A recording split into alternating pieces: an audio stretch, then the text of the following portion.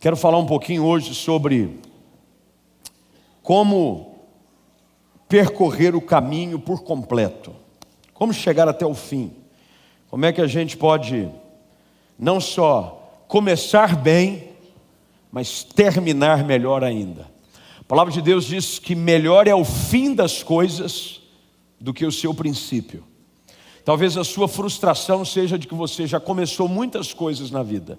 Eu conheço gente que é especialista em começar, mas nunca terminou nada.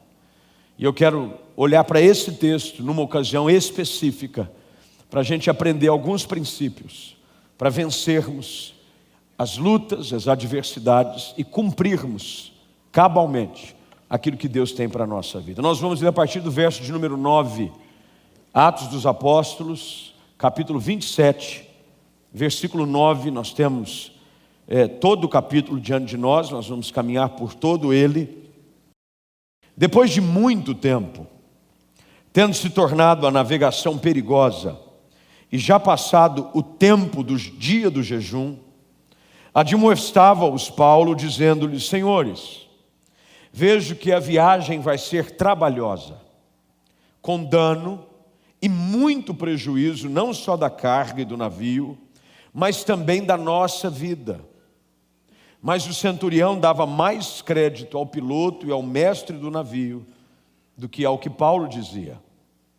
Não sendo o porto próprio para invernar, a maioria deles era da opinião que partissem dali, para ver se podiam chegar a Fenícia e aí passar o inverno, visto ser um porto de Creta, o qual olhava para o nordeste e para o sudoeste. Vamos agora ao verso de número 21. Havendo todos esses estado muito tempo sem comer, Paulo, pondo-se em pé no meio deles, disse: Senhores, na verdade era preciso terem me atendido e não partir de Creta, para evitar este dano e perda. Mas já agora vos aconselho bom ânimo, porque nenhuma vida se perderá dentre vós, mas somente o navio. Porque esta mesma noite um anjo de Deus, de quem eu sou e a quem sirvo, esteve comigo, dizendo: Paulo, não temas, é preciso que compareças perante César, e eis que Deus, por sua graça, te deu todos quanto navegam contigo. Portanto, senhores, tende bom ânimo, eu confio em Deus que sucederá do modo por que me foi dito. Você pode repetir essas palavras juntamente comigo? Eu confio em Deus que sucederá do modo por que me foi dito. Agora fala como se a gente tivesse jantado. Vamos lá juntos? Eu confio em Deus que sucederá do modo por que me foi dito. Vamos orar. Pai, nós te damos graças por essa noite, por esse tempo, por esse momento onde podemos parar e abrir a tua palavra para ouvir a tua voz. Fala conosco, Espírito Santo, de maneira tal que saiamos daqui impactados, ainda mais transformados pelo poder da tua palavra. Leva cativo o nosso pensamento à obediência de Cristo Jesus. Não permita com que nada roube-nos a atenção daquilo que o Senhor tem para falar ao nosso coração nessa noite. Em nome de Jesus é que oramos. Amém. Assente-se aí, por favor. Para você entender um pouco aonde esse texto se encaixa, é importante você se lembrar de que o ministério do apóstolo Paulo, todo ele é narrado, pelo menos nas suas melhores partes, a partir do momento em que ele é apresentado nas Escrituras, segundo a narrativa do capítulo de número 9. Ele consente na morte de um homem chamado Estevão, e ele está saindo para procurar permissão, cartas das autoridades competentes, para que pudesse prender os primeiros cristãos. Paulo era um homem intenso no que fazia, e tudo que ele fazia com intensidade era defender aquilo que ele cria. Por crer que aqueles que falavam em nome de Jesus levantavam ofensas e heresias, ele os persegue, até que ele tem um encontro com Cristo, numa estrada para Damasco. ele tem diante de si uma grande luz, uma voz fala com ele, então fica cego por alguns dias, rende-se aos pés do Senhor, e ali ele começa a sua trajetória de fé e preparo para o ministério que Deus havia o separado para desenvolver. Paulo faz 3 viagens missionárias, cada uma delas com o intuito de levar o Evangelho além dos lugares aonde o Evangelho já havia chegado. No final da sua vida, e esse texto traz agora a narrativa, ele já preso, ele já sendo levado à cidade de Roma para apelar a César, o imperador, porquanto ele havia sido condenado e, sendo cidadão romano, cabia-lhe o direito de pedir a uma instância maior para que analisasse a sua situação. Ele havia tido a oportunidade de se desvencilhar disso, mas ele entendeu de que era uma oportunidade a qual ele poderia então cumprir o chamado de Deus para a sua vida. É por isso que no texto que lemos, ele mesmo testemunha de que era necessário, é preciso que ele comparecesse perante César. Paulo agora está no final da sua jornada. Mais um pouquinho à frente você vai ver que ele se despede e a história conta de que ele fica prisioneiro numa casa que ele mesmo paga o seu aluguel. Mas ele está agora caminhando para aquilo que acreditamos ser a última etapa, os momentos finais daquilo que Deus o chamara para fazer durante a sua vida. Nessa viagem, como prisioneiro, ele não vai como um passageiro, ele vai como um prisioneiro. Como prisioneiro dentro de um barco, ele vai acorrentado, ele vai preso, ele vai amarrado. Até que no curso da viagem, algo acontece. Uma tempestade atinge o barco no qual, o navio em que Paulo estava, e essa viagem se transforma numa viagem de extrema importância para o cumprimento daquilo que ele se põe a fazer, mas também de profundo ensinamento para nós hoje à noite. A história deste homem nos ensina de que quando nós nos propomos a fazer algo em Deus, não há isenção de dificuldades no caminho. O próprio apóstolo escreve na sua 2ª carta aos Coríntios, e se você depois tiver curiosidade de ler o testemunho que ele dá acerca da sua própria vida, do seu ministério, no capítulo de número 11, Paulo fala que passou por prisões, por açoites, por perseguições, apedrejamento, perigo de morte. E agora ele enfrenta a última grande tempestade da sua vida. Não seria tolo da minha parte, de forma alguma, afirmar que talvez você já tenha enfrentado algumas tempestades na sua vida. A vida é feita de algumas tempestades. Algumas acontecem no início, outras no meio, outras no fim. Quando você já enfrentou tanta coisa e você já parou para pensar e dizer assim: agora que eu achava que eu iria aproveitar a vida, mais uma tempestade. É a última fase. O momento mais difícil da jornada, aprenda isso por favor, não é o início da luta, é o fim.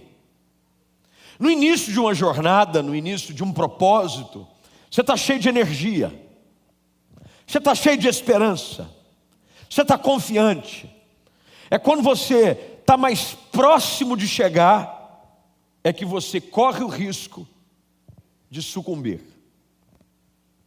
Há um estudo feito, e estatísticas afirmam, de que a maioria dos acidentes automobilísticos, preste atenção nisso, acontecem quando a pessoa está chegando em casa. Não acontece quando ela sai, nem no meio do caminho. É quando ela está próximo do destino. É uma estatística. Não acontece a 100 quilômetros de casa. Normalmente quando você está chegando, é que você está cansado, é que você já dirigiu muito, é que você já enfrentou algumas situações na estrada. É no final da jornada que a gente corre mais risco. Não é no início do casamento que a crise vem. No início é fácil. Está todo mundo apaixonado. Vivendo ainda as lembranças do primeiro beijo, da primeira carícia. Falando ainda de como foi o casamento, como foi a cerimônia. E tem gente que ainda está comendo docinho. Porque eu conheço gente que congela o bolo da festa de casamento e vai comendo durante um ano. Alguém já fez isso aqui? Sabe? Congela o bolo, pega o doce, põe no micro-ondas e aí vai comendo. Não é no início que a coisa se torna difícil. Não é no início do trabalho. Quando você consegue um novo emprego, no início é festa. Se é o primeiro a chegar, você está animado. Você faz o trabalho com intensidade, com bom gosto. Você além não faz só o seu. Você pergunta depois de ter terminado o seu serviço, se ainda há alguma coisa a mais que você possa fazer para ajudar. Quem está me entendendo aí? É assim ou não é? No início. Você vai animado, você põe um uniforme da empresa, como se fosse um traje de gala. Vou trabalhar, você põe um uniforme. Você faz até selfie, dizendo uniforme de trabalho. O problema é quando o tempo passa e você olha para o uniforme e faz: não aguento mais olhar para isso. Só de olhar para o uniforme me vem nomes, me vem pessoas. Não é no início é fácil, o início de um ministério, o início do chamado. É quando você ainda está vivendo o primeiro amor. É quando você se converte. Você está mais apaixonado com a igreja. Você não perde um culto. Não é o início que é difícil. É o final da jornada. E normalmente as tempestades mais intensas vêm no final. São as crises mais profundas. São os ventos contrários. São as adversidades. Paulo está no meio daquela que seria a sua última viagem. Essa é a última viagem. E o vento sopra forte. E algumas coisas tendem a acontecer quando as tempestades surgem. A primeira delas é cair na falsa impressão de que porque você está enfrentando uma tempestade, Deus não está com você. Se tem uma coisa natural é que quando a luta vem, perguntas surgem. Você já se fez perguntas do porquê de algumas coisas? Você questiona, você confronta. Às vezes nós ficamos em algumas tempestades, e elas são de ordem física, são de ordem financeira, emocional. Há vários tipos de tempestades. E as pessoas não conseguem, no meio da tempestade, enxergar a presença de Deus. Os discípulos enfrentaram uma situação parecida. No meio de uma tempestade, vento contrário, Jesus vem, eles acharam que era um fantasma.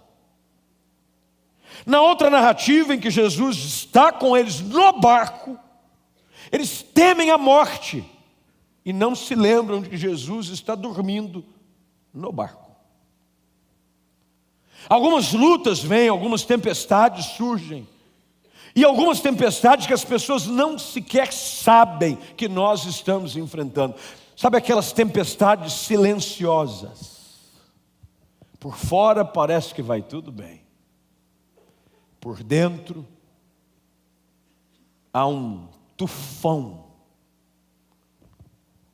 Há um vento contrário dentro da sua alma. Vem você com o cabelo bem alinhado, vem você com a roupa bem engomada, vem você com a sua maquiagem em dia, mas não tem ideia da luta que você está enfrentando. São as tempestades silenciosas, de que você não pode dizer para ninguém, e você as enfrenta todo dia, e você tem que enfrentar as lutas e os problemas, às vezes sozinho, e você se pergunta: onde está Deus? Onde está Deus? Você entra na crise de Gideão, Juízes capítulo 6 diz que o anjo do Senhor aparece com Gideão e diz assim: o Senhor é contigo, homem valente. Você sabe qual foi a resposta de Gideão? Onde é que o senhor estava então? Os midianitas estão pegando tudo que é nosso. Nós estamos morando em caverna faz tempo. O Senhor é conosco? Como assim? As crises às vezes nos fazem questionar situações. E é normal. Faz parte. Mas o que você não pode de maneira nenhuma é cair na hipótese de que você está sozinho. Você não está sozinho. Nós nunca estamos sozinhos. Há uma promessa que o Senhor fez, é de que Ele estaria conosco todos os dias. E Deus não mente. Deus não mente nunca. Se Ele diz que está, é porque Ele está, mesmo que nós não o notemos por conta da intensidade do problema. Aliás, você só chegou até aqui porque Deus está com você. As lutas vêm, o problema é que nós começamos a cair nesse erro. Entramos nessa crise. Não haveria crise no meu casamento se Deus estivesse comigo.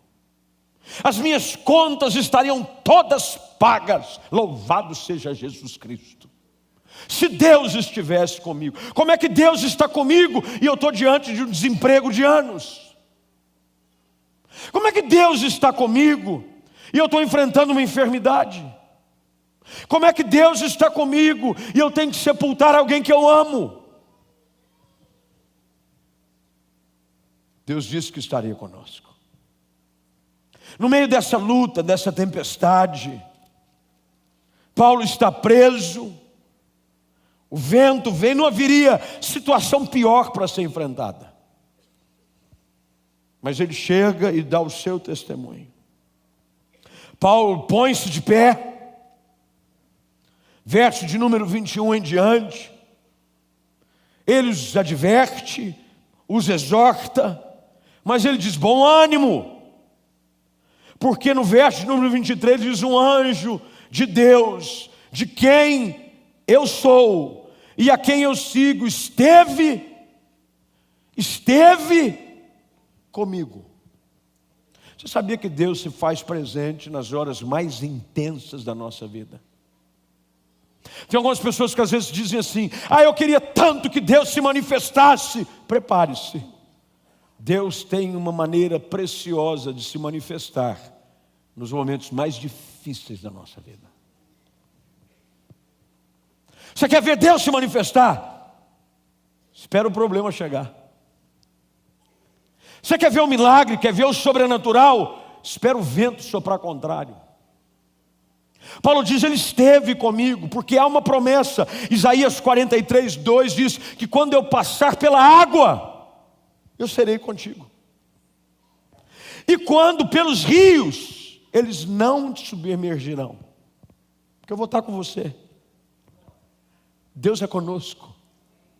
Deus é conosco.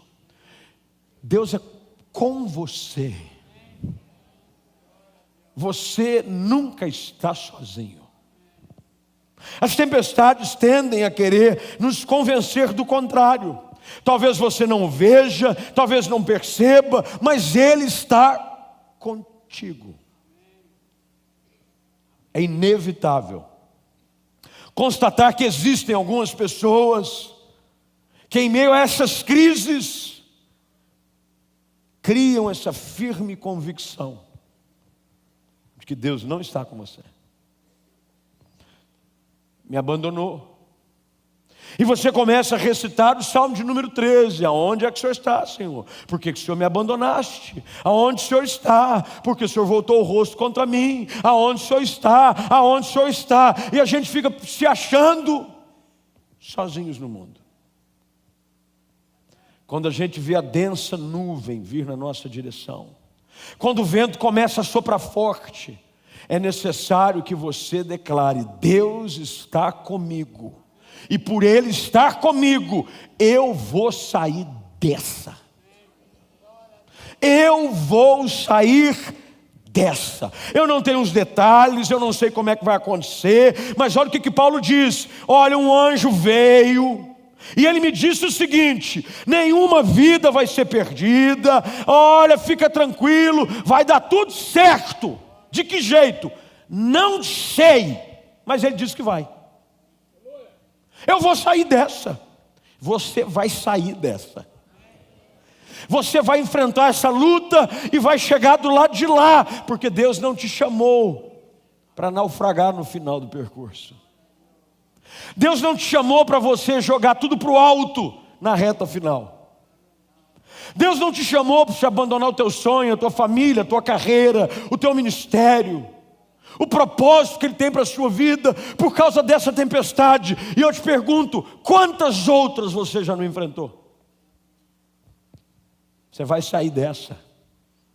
Deus vai te ajudar. Paulo dá o testemunho. Ele diz, olha, eu vou perder alguma coisa. E é inevitável, as tempestades vêm e nos fazem perder algumas coisas. Mas sabe de uma coisa? Nada daquilo que se perde na tempestade é essencial para que cheguemos até o final. Tem coisas que se perdem no meio do caminho. Algumas coisas que talvez sejam o fundamento da nossa segurança.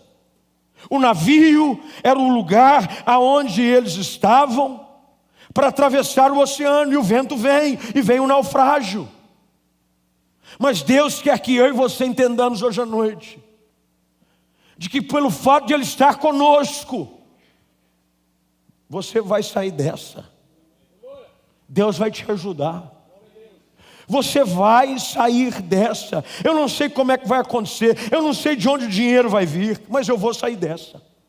Eu não sei se a cura vai ser divina ou se vai ser pela medicina, mas eu vou sair dessa. Eu não sei de que jeito, como é que essa crise vai ser vencida, se vai vir anjo, se anjo não vai vir, mas eu vou sair dessa.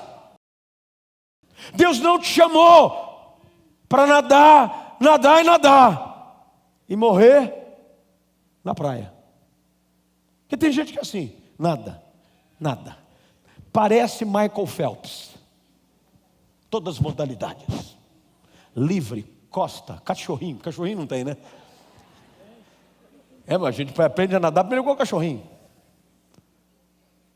Mas quando está prestes a ver o porto seguro, o lugar de destino, começa a sucumbir, começa a afundar, você vai sair dessa. Nem se for engatinhando, nem se for se arrastando, porque o texto diz, preste atenção, vem um naufrágio, Bíblia aberta por gentileza, chegou a 14ª hora da noite, batidos de um lado para o outro no mar Adriático, por volta da meia-noite. Olha que hora era, meia-noite. Pressentiram os marinheiros que se aproximavam de alguma terra, lançaram o prumo, acharam 20 braçados, foram percebendo, cada vez estava mais raso, receosos que fôssemos atirados contra lugares rochosos, verso 29, lançaram da popa 4 âncoras, oravam para que rompesse o dia, caminha, verso de número 37, estávamos no navio, 276 pessoas ao todo, refeitos com a comida, aliviaram o navio, lançaram o trigo ao mar. Quando amanheceu, não avistaram enseada, não havia praia. Consultaram entre si se o navio podia encalhar, se ia ou não ia, levantaram âncora, deixaram o mar. Agora preste atenção, verso de número 42 em diante. O parecer dos soldados era que matasse os presos, para que ninguém fugisse nadando. Mas o centurião, querendo salvar, impediu-os de fazer, e ordenou que os que soubessem nadar fossem os primeiros a lançar-se ao mar e alcançar a terra. Os demais se salvaram, uns em tábua, outros nos destroços, outros nadando. Mas olha como é que termina o capítulo. E assim alguns se salvaram. Está escrito assim? O que está escrito? Todos. Sabe o que Deus manda te dizer hoje à noite?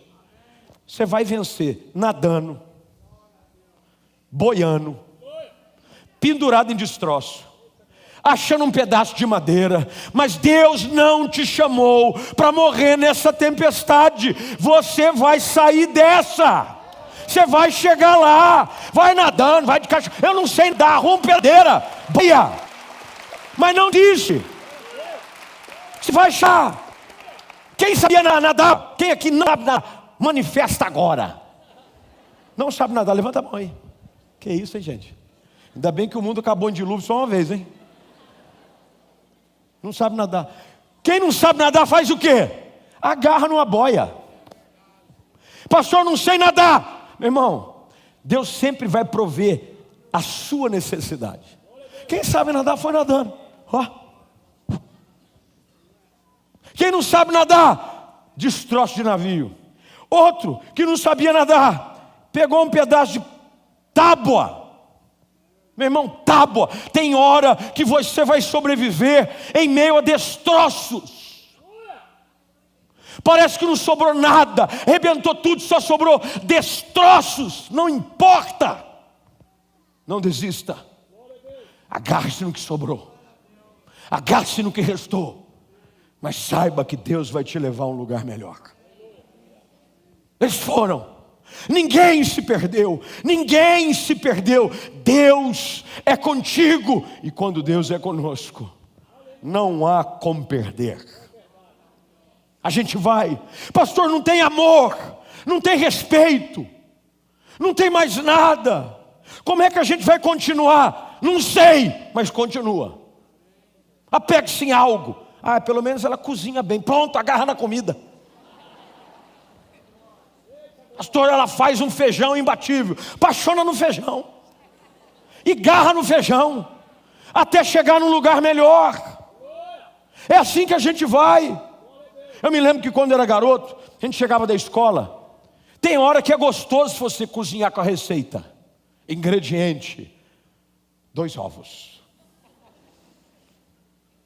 Meio quilo de farinha. E põe os ingredientes, e faz o bolo. Eu não sei cozinhar bolo, irmão.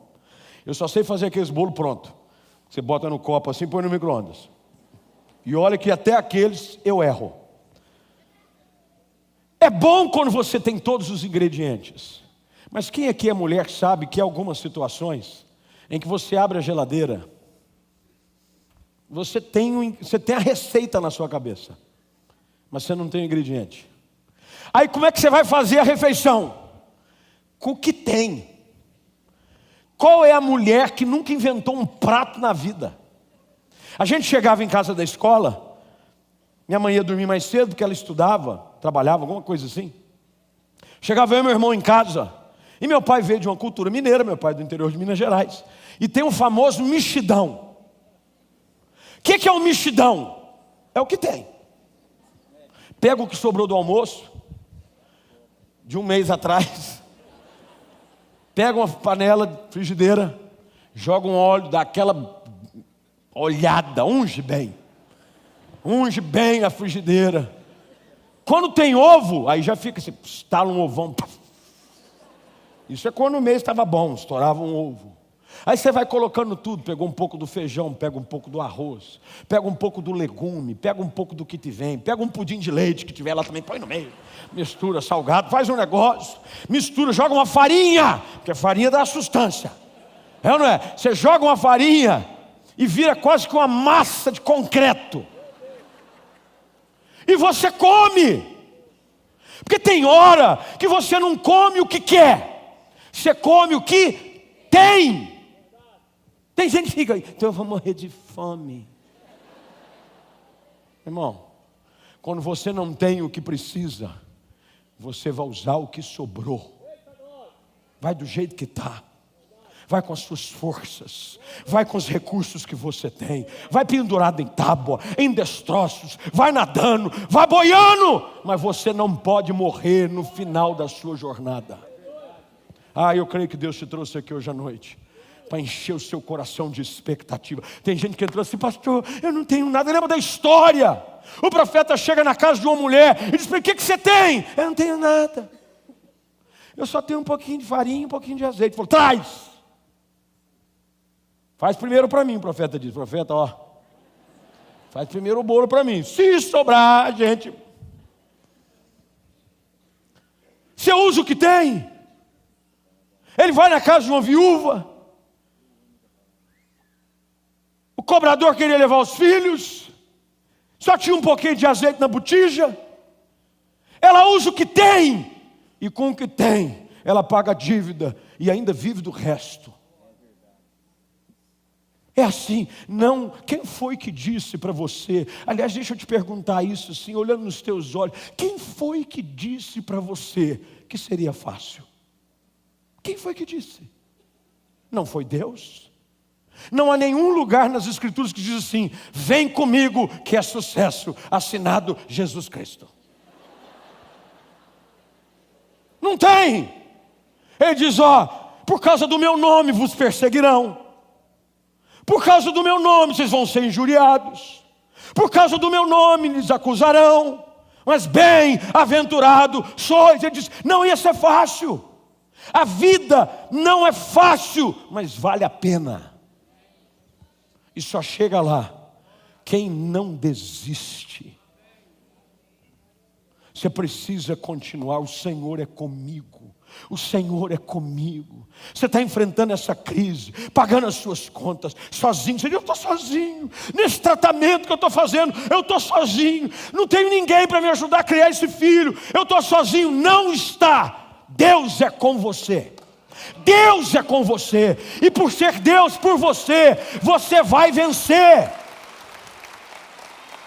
Você vai vencer. Aí tem gente assim, na hora que eu chegar na praia, a coisa alivia.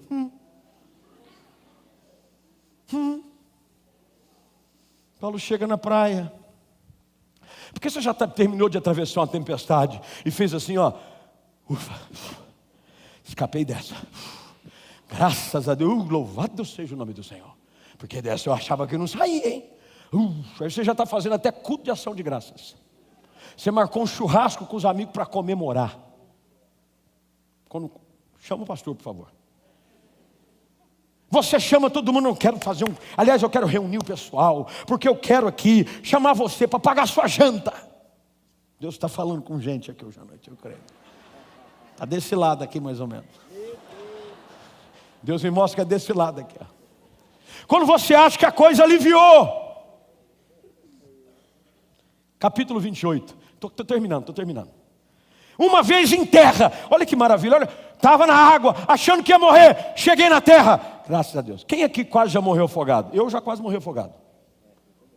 Tudo isso, gente. É impressão minha ou os que levantaram a mão que eu não sabia nadar? Eu quase morri afogado. Na lagoa ali em Vinhedo. Eu acho que é fonte, não é fonte não. É uma lagoa, não é? Tem a fonte Santa Terezinha e depois tem a outra. Fonte Sônia. Tem uma lagoa lá ainda? Quase morri lá. Me inventei a atravessar aquele negócio. Sabe, coisa de menino. Eu devia ter uns 14, 15 anos de idade. Quase morri. Só quem já teve a sensação de quase morrer afogado sabe o desespero que é.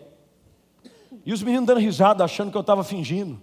Eu já tinha afundado umas 2 vezes. E os meus amigos rindo. Ah, rapaz! Passou um barquinho e jogou o remo. Me puxou para dentro. Quando eu entrei dentro do remo, aquele alívio. Estou salvo. Paulo, olha como é que começa o capítulo 28. Uma vez onde ele estava? Na terra. Verificamos que a ilha se chamava Malta. Os bárbaros, aí começou a melhorar. Nos trataram com singular humanidade. Uma coisa melhorou agora. Estou na terra. Estou me tratando bem. Estava quase morrendo. Era quase um náufrago. Como é que é o nome daquele ator? O náufrago. Tom Hanks. Eu ia chamar ele de Tom Cruise. A diferença é grande. Tom Hanks. Eu era quase um náufrago. Chego agora. Terra. Tratamento VIP. Acender uma fogueira. Olha que maravilha. Você já percebeu que a vida de vez em quando faz assim, ó? Dá uma virada. Estava ruim, depois ficou bom. Depois estava bom, ficou ruim de novo. Essa é a vida. Fogueira. Acolheram-nos por causa da chuva. Deram casaco para o povo. Caía chuva, o frio. Aí Paulo, ajuntando, ia tirar da fogueira um feixe de graveto. Versículo 3. Vocês estão lendo ali? Então. Uma víbora, prendeu-se-lhe a... Acabei de sair de uma tempestade. Agora, o que aconteceu, eu já estou terminando, fica de pé. Quando os bárbaros viram a víbora pendente na mão dele, disseram uns aos outros: certamente este homem é assassino. Olha, ele escapou do mar, agora vem uma víbora e quer matar ele. Isso não deve prestar. É aquela análise que a gente ri do texto, mas faz dos outros. Ah, isso devia ser muito ruim, porque escapou de um ali e caiu no outro lá. Isso aí. Olha o que acontece. Versículo 5. Porém ele, sacudindo o réptil no fogo, não sofreu mal. Deixa eu te dizer uma coisa. O que Deus tem para a sua vida vai acontecer. Você vai ter que enfrentar algumas tempestades, sair no meio dela nadando, pendurado em tábua, agarrado em destroços, boiando, vai. Você vai chegar na terra, vai parecer que é bom, o inimigo vai vir te tentar te destruir, vai. Mas em todas essas coisas, diz a palavra, nós somos mais do que vencedores. Tem gente que chegou aqui hoje à noite dizendo: pastor, como é que eu vou sair dessa? Eu sei como é que você não vai sair dessa, se você tentar fazer sozinho. Se você desistir, se você revoltar, se você jogar tudo para o alto. Você sabe o que acontece com alguém que desiste no meio da tempestade? Morre no meio da tempestade. Eu, numa ocasião, eu acho que eu citei isso num dos livros. Aliás, sexta-feira agora eu lanço o meu mais novo livro, vai ser lançado no 12 Passos para uma Vida Extraordinária. Vai te ajudar muito, eu tenho certeza. Mas num dos outros livros que eu escrevi, eu usei uma ilustração. Eu morava fora do país, eu estava fazendo um curso de doutorado. E nós íamos, quando possível, tinha um casal de missionários. Eles foram missionários no Brasil, pastor Collins e dona Francis. Eles moravam numa cidade 3 horas e meia de carro, mais ou menos, de onde ficava a faculdade. Onde fica a faculdade. E de vez em quando eles nos chamavam para ir até lá.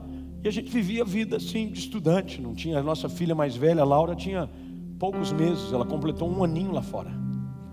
Então não tinha recurso, não tinha nada. E a gente comia, eu quase que voltando, eu fui no médico com medo de virar frango, de tanto frango que eu comi. Eu comi frango 1 ano. Tanto que quando eu voltei eu não podia ver um frango, eu começava a tremer. Então ela ia fazer alguma coisa diferente, nos dava um tratamento, era como se fossem nossos pais lá. Um dia, na estrada, nós estávamos em direção, morávamos numa cidadezinha muito pequena chamada Wilmore, em Kentucky, estado de Kentucky. E nós pegamos o carro, era uma vanzinha antiga que a gente tinha conseguido comprar com alguns recursos, aliás, com a venda do nosso carro aqui no Brasil. A gente conseguiu comprar um carrinho usado que era de uma loja de um senhor cristão que havia sido missionário na África e na sua aposentadoria decidiu comprar carros usados, consertar e vender para pastores e missionários que estavam estudando nos Estados Unidos. Descobrimos, comprei essa vanzinha vermelha, a fechadura dela saía na curva. Aí quando eu fazia a curva para a esquerda, eu falava para minha esposa: põe a mão na fechadura, porque a fechadura ia para fora, eu segurava a fechadura com a mão na porta. No meio de uma estrada começou a chover muito. Naquela região, eu não sei quantos viram agora a tragédia em Ohio, que a tempestade inclusive matou uma pessoa. Há tempestades terríveis naquela região. Talvez você já tenha ouvido falar dos tornados nos Estados Unidos. A gente estava no meio de uma chuva e eu comecei a perceber que a chuva estava cada vez mais intensa, que a chuva estava cada vez mais severa, as nuvens estavam densas. Estávamos eu, minha esposa e a nossa filha atrás. E eu vi que alguns carros estavam buscando abrigo. Só que no lugar onde nós estávamos, não tinha abrigo nenhum. Não tinha parada, não tinha posto, não tinha nada. Eu só tinha uma opção: continuar. A minha esposa disse assim: você vai continuar? Eu falei: eu vou. Sabe por quê? Porque em algum momento essa tempestade termina. Eu vou continuar. Continuei dirigindo, Com muita dificuldade, você colocava um limpador de para-brisa no máximo. Mesmo assim, você enxergava muito dificilmente alguns palmos à frente, ia devagar. Porque tem hora que assim, a vida às vezes ela é rápida, mas há alguns momentos em que parece que diminui o ritmo. Aí você vai devagar, vai enxergando com dificuldade. Até que depois de alguns minutos, acho que uma meia hora debaixo de chuva intensa, chuva, ventos, o carro balançava de um lado para o outro, até que de repente, vencemos a tempestade. Aí eu comecei a olhar, o céu estava limpo à minha frente, e eu olhei no retrovisor, a tempestade continuava lá.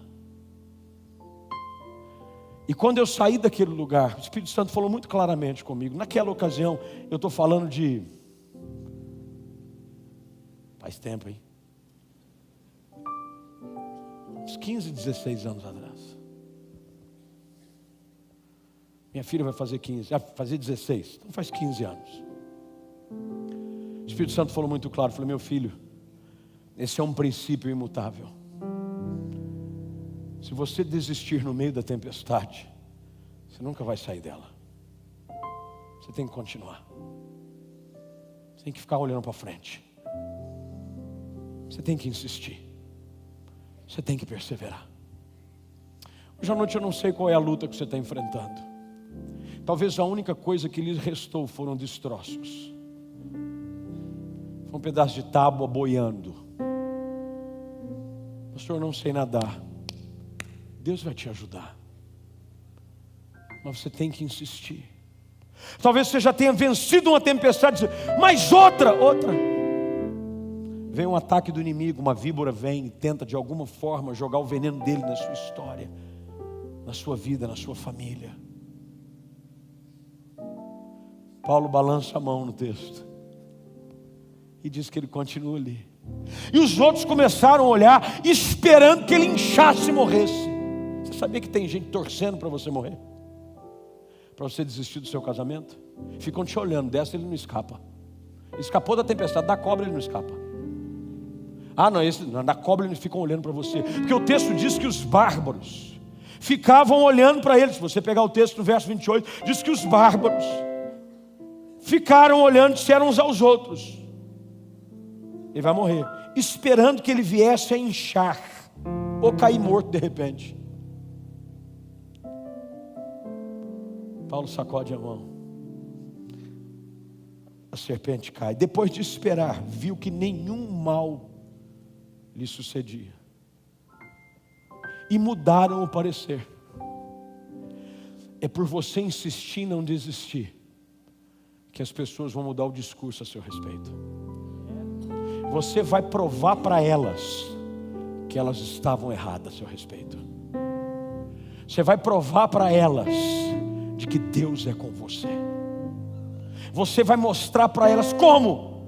Não desistindo, insistindo, do jeito que dá, porque Deus vai te honrar. Eu quero orar com você.